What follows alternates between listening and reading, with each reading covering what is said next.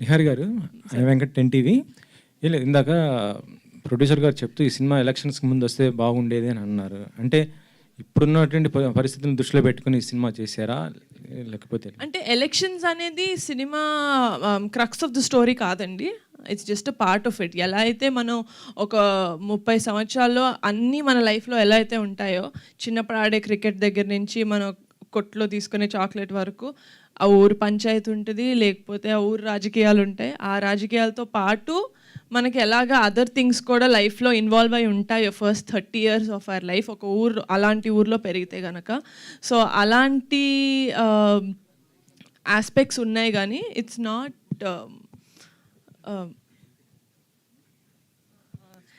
Not completely based on politics.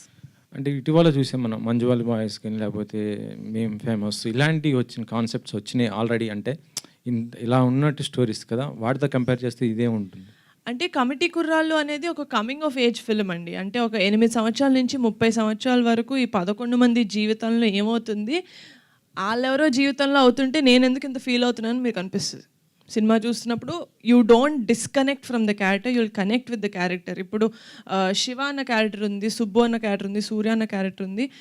ఈయనకి సుబ్బు హీరోలాగా కనిపించవచ్చు, so end వరకు ఆయన సుబ్బుతో కనెక్ట్ అవుతారు. మీకు శివ అనిపించవచ్చు, మీకు సూర్య అనిపించవచ్చు. సో అలాగా ఒక అమ్మాయిలాగా నేనే ఒక బాయ్ క్యారెక్టర్ ఒక 2-3 క్యారెక్టర్స్ కనెక్ట్ అయ్యి నా ఫ్రెండ్స్ గ్రూప్లో this is how I am అనిపించింది. కాబట్టి I think the connectivity is very much there ఈ సినిమాలో.